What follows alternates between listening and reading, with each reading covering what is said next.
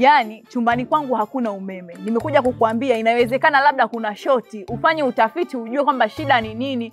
Sasa unakuja kuniambia habari za panya kweli? Wewe ndio maana nikasema wewe ni mpangaji mwenye akili. Yaani kama umejua huko ndani kuna shoti, basi unajua na wapi utampata fundi. Sio mimi. Wewe hapo unachotakiwa ulitakiwa umtafute fundi. Mimi fundi namtolea wapi baba? Sasa mimi fundi umeme? Umenisomesha, umenipeleka pesa. Mimi kazi yangu ni kujenga, kutoa pesa, kujenga nyumba, nikupangishe. Masuala ya hiyo internet, umeme au fundi. Wewe ni baba mwenye nyumba lakini. Ndio maana nikasema wewe una akili, mimi ni baba mwenye nyumba, sio baba mwenye umeme.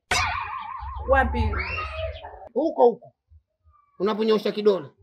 Wapi sasa? Huko, si umesema utapata wapi? Huko mtaa ya Windini nenda.